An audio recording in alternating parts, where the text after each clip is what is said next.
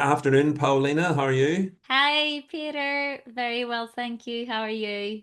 Paolina, I am absolutely fantastic. Thank you very much indeed. Oh, nice to hear. Welcome to the NI Business Podcast. Thank you so much for sharing your time to chat with me today. Could we start? Could you tell me a little about yourself, your background, and your business, please? My name is Paulina. I'm the managing director of Diversity NI. The company is dealing with interpreting, translation services. We work across different sectors in Northern Ireland. We support various different businesses as well as public sector with provision of face-to-face interpreting service, but also remote interpreting service. We have a telephone platform which allows clients to access the service without booking, without, subscription fees or anything like that. It's literally pay as you go, pay for whatever minutes you use. So the telephone platform gives access to about 200 languages. And for face-to-face interpreting services, we cover about 75 languages, over 75 languages across Northern Ireland. For translations as well, I mean, I can talk about that all day. Anyone getting married somewhere or divorcing or, whatever it is, traveling. Anyone who requires any translation services for tendering or any other services, yes, we're certified translators as well. So yeah, that's in a nutshell. So I'm detecting a little bit of an accent twang, Paulina. So I'm going to put two and two together and think that maybe you haven't always been in Northern Ireland. Ah, that's a nice way of putting it. No, originally I'm from Bulgaria. I Okay. came to this country back in 2007. Yeah, 20-year-old, 24-year-old. I was gonna say 20-year-old. No, 24-year-old, one-way ticket. Got on the plane, came hoping for the best. Here we are now. Um, yes, yes. So that's what 18 years or so due to your accent, Peter. Spending the time in good Northern Ireland. Yeah, hey, you've got it, you've got it. And so what is this something that you envisaged doing when you were growing up? Did you think you'd end up doing something like this? No, never. Sure. I mean, I started studying English in my 20s. Um, I mean, all my life at school, probably, I don't think that any teacher told me that I'm good at languages. In fact, everybody suggested in terms of foreign languages. I don't think that was my forte Mhm. at school. And I only started studying English in my 20s, but I was so determined to study English and to try and go, experience different countries. That the determination was the one that, obviously helped me in that particular area. Um, I no, I didn't envisage doing, working with languages and running a business. But I definitely wanted the freedom that comes with it in a way. Now, it's a lot of responsibilities, of course, but I do enjoy the freedom that comes with it. And what would you say, Paulina, has been your biggest lesson as a business owner? Show up, show up, get up, show up, and do the job. Just do the job. It doesn't matter how you feel. It doesn't matter whether you're having a good day or a bad day, a good week or a bad week, a good month or a bad month, and a good year or a bad year, just keep going, get up and show up because I think for the last, I mean, the company is now 15 years this year. Um, I would say we have survived because of, regardless of what is happening, just hang in there, keep going and like every business, Peter, and I'm sure you'll agree with me, every business goes through, it's never just like that, and it's never just like that or you'll be dead. You do have your, natural ups and downs, which is absolutely fine. The main thing is just have a have a bigger vision, just have a nice way image of what you want to happen, and then just keep going, and it will eventually happen. Very good. And what about, well, tell me, what have you learned about yourself along the way? That I am a survivor. I mean, you have to. I mean, when you think of age 24, came to a country where barely knew anyone in the country. I didn't know much about the background, which was a little bit ignorant probably from my side. Ignorance is bliss, as I would find Yeah. out later. Um, but as a young woman coming to a different country, you obviously go through stressful situations in life, but somehow, you come around the other side and things work out for the best. And I've learned that I always bounce back, and the main, all I have to do is show up, and keep going. Um, yeah, definitely some level of resilience there. So that's a good thing to learn about yourself. Yeah, and it's interesting you say about Northern Ireland. Northern Ireland is, I mean, so much more diverse now than when I was growing up and going to school. It's incredibly, it's a completely different place, completely different place for the better, I have to say as well, which is great to see. So tell me, what about people that have influenced you along the way in your life or business, Paulina? Who would that be? Well, you start to learn your lessons early on, and you see people who are strong people and give you good examples through life. And apart from business mentors that I have had, which have been very important part, probably one of the biggest influence that I have in my life is my parents' own experience through business. They've grown up during communism and communism times where you know we are all equal, but some of us are more equal than others. And when they started to discover more about business and having a business, when the regime obviously fell after 1989, um, they had a number of businesses. They were supplying Sofia with eggs first, and then they decided to go and build a bakery in my mom's hometown, home village. They run the bakery for about 10 years. They had a mill as well. And then the government changed and it all literally went like bang, just went bankrupt. So that was a really good sobering up moment, where you're thinking, okay, things can go wrong fairly quickly, Hmm. but what do you do with that? It's not the end of the world, Do you get up and keep going? How do you get up and keep going? Um, so in that respect, probably that has been a very, strong message to me and a source of learning growing up.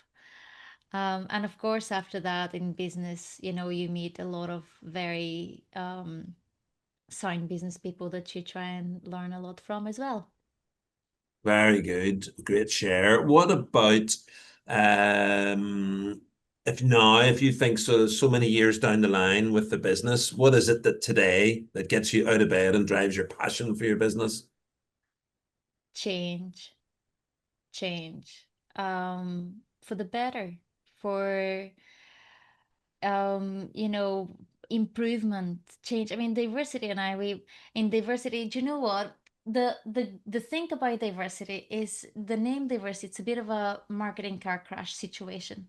Because if I have to be completely honest with you, when I first started the business, every department that was dealing with foreign nationals and supplying for interpreting service was called diversity and equality, equality and diversity, diversity and inclusion, etc., etc. Right now, it's all about LGBTQ queue, so everyone that hears diversity and I is thinking, oh, are you the gender people? Yeah. No, we're still the interpreting people. But what inspires me, when I started, I really wanted to bring a service that is flexible. Okay, flexibility was my thing. We did that. That had a little bit of impact on the overall interpreting landscape.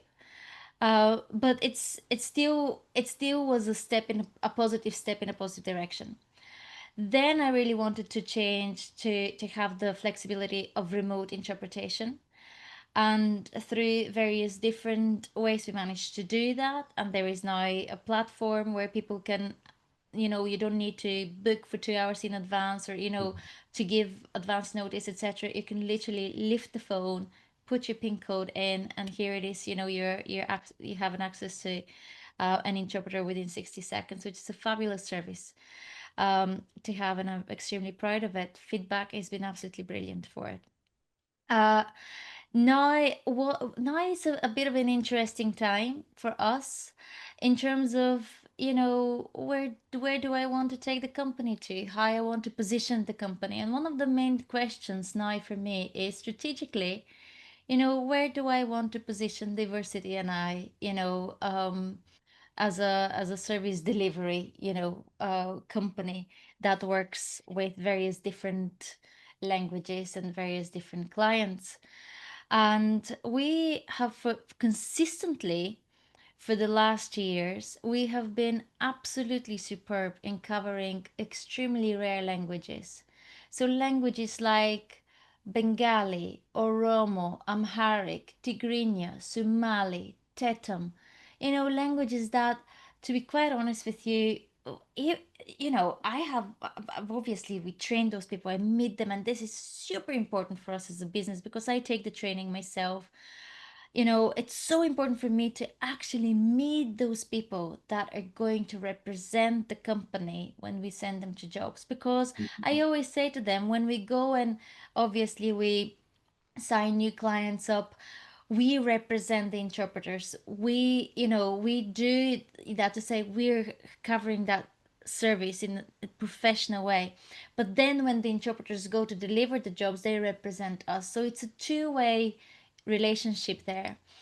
um, so yes, I do want to make sure that I position the company and continue to be strong in those aspects. That's definitely our USB. Definitely, if anyone has a very rare language that they need, diversity is the place to come. Of course, we cover European, Eastern European, languages as well. We do that, but African dialects, etc., Indonesian. Bahasa is another one that has been, coming up quite a lot. Um, so in that respect, that's what I envisage. I just really want to concentrate on where do I now want to place diversity. What do I want to cover, and I think that's the one thing that is probably the direction that we're going into. And Paulina, what is the biggest challenge that you're currently facing in business? Uh, the biggest challenge, I really want to say it, but I'm really scared that it's very politically incorrect, Peter. I need to remain politically because that's gonna be published everywhere. But biggest challenge is definitely remains that the government does need to think about small business owners and small businesses, because small businesses are the backbone of the country. Small businesses together pay a lot more tax Mm. than big businesses altogether. Yeah. Now, of course, there is argument to say about employing and they pay in different ways, etc. However, this is a big challenge. Another very big challenge is that, particularly after COVID, we are entering area where people, generally speaking, do not want to go to work. They do not want to go to work. And this is something very depressing, because once a person is outside the routine and relying on, the gap between benefits payment and Mm. payment in the business, this is not such a big gap. And this is a very difficult thing to communicate to people say actually your life will be so much better if you do get into a routine of actually going to work. This is not building anybody else's dream. This is for your own sanity. Your mental health might be a lot better as well as a result of it. But you know, having that is not only challenge for us, it's challenge for many businesses, you know, the response that we have to make national living wage good enough for people to would like to go to work and not be on benefits. I mean, what is that? How much is that a year? You know, and what type of profession with specialism knowledge would that be to Mhm. pay to make the gap worthwhile? So those are questions that I'm sure I'm not on my own, you know, keeping me awake at night. But but at the end of the day, you know, on the brighter side, those challenges are, you know, everyone is trying to come up with very good with solutions, you know, to think outside the box, Mhm. so we can, you know, we can keep moving forward. And if you could go back in time and give some advice to your 18-year-old self, Paulina, what would that be? Don't fret. Don't worry. Don't worry. It's all gonna work out in the best possible way. If someone was to tell me, coming to Northern Ireland, that I will be running one of the biggest interpreting companies in Northern Ireland, um, now in my 40s, I'll be like, ah, shut up, shut the fuck up. That's not true. But you know what? Miracles do happen, Peter. They do happen. I remember when I first started diversity. I started diversity in 2010. And I started from my nursery room at home. And I had one wish and one wish only. And the wish was, what's the biggest contract that I could possibly get? I mean, go wild. What could that be? It's a criminal justice contract. And I said, well, let's just see if we can get the criminal justice contract and run it. And you know what? We did get it, and we did run it, and we run it successfully. Now, most stressful part of my life, to get it, you know, to win it, to lift it off the ground, and not just to lift it off the ground, but to run it successfully, you know, for what, 5.5, nearly 6 years. But have we done it? We done it. I'm proud of it. I have to say that was an incredible part of the learning for me. I'm incredibly proud of every person in the office, you know, of the team, of the interpreters, of the, you know, of people in, you know, of anyone who contributed towards it. And it's, I mean, that was like, again, a big learning for me. So don't fret, don't worry, just have a little dream Yeah, I and love hope for the that. best. Hope for the It best. is too. I remember somebody said to me, or I've read it somewhere, they say, like, whatever is causing you a lot of stress and angst and anxiety today, in a year's time, you'll laugh about it. So why not just laugh about it today? Sometimes easier said than done sometimes, but yeah, it's Easier true. said than done. Yeah. Like anyone who says, you know, I remember reading some of those quotes uh some time ago, you know, when you you know, I want to be a business owner, and the thing about a business owner is that's all good, you know, it's and every entrepreneur and anyone with a business knows that you're just no longer 9 to 5. You're no longer, you have your booked holidays and you just switch off on the booked holidays. It just simply doesn't happen, and the sooner you accept that, the better. So yeah, this is probably the other side of it, you know. It's not 9 to 5, it's not 24/7, but it it works for me. What about down the line, Paulina? What does the business look like in, say, 5 years' time? Well, that's a million point question, isn't it? Because obviously we have technology that is coming more and more. Uh, and from the translation point, we definitely see this. We 100% see how technology, I mean, it has improved the whole process. You still need translational work, but it has affected the process. With translation, the interpreting and face-to-face interpreting is a bit protected in that respect, simply because, especially when you have legislation in place that, you know, um, requires of professional interpreter to be involved in different areas. It will it obviously, there is still a requirement there. So in 10 years, do every time I sort of set up my week goals, the reality have exceeded my goals. So I don't know if I can say I lied, but I'm sure that we can meet in 10 years time and then talk in hindsight and say, oh, see, this Yeah. is what we talked there and this. I definitely want to, I have 2 books. Okay. I'll tell you what I'm really excited about. I'm writing 2 books. One book is on the side of interpreting. It's interpreting book. It's literally the, as I say, a hardcore, everyday, what makes you a brilliant interpreter? What are the things you need to know to deliver the service?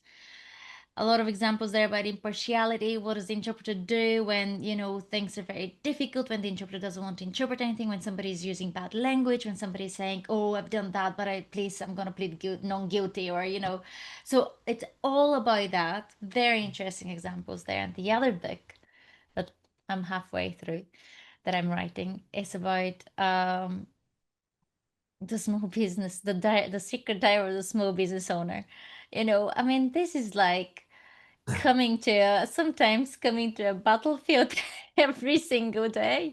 And there is so many different examples. Anyone who is employing people, who works with people, knows that this is a um, very colorful experience, full of extremely different, exciting experiences. They have been always so interesting for me. They've been giving me so many laughs, and and amongst laughs, other emotions too. Yes. So, so hopefully, yes, those are the 2 things that in 10 years' time I actually would like to be a published author. So let's see if I can do that. Yeah, write it Brilliant. No, down. Write it down. Keep me up for it. In 10 years now, Paulina, absolutely. Yeah. It's can I already double done. check you've done Already done. that? Well, look, Paulina, thank you so much for taking the time to chat with me today. It's a fantastic story, and it sounds like there's exciting things in the future as well. So, thank you so much again, and I wish you every success for the second half of 2025 and beyond, Paulina. Thank you. Oh, thank you so much, Peter. Absolute pleasure to spend the morning and have a nice chat. Thank you so much. Brilliant. Have a lovely day.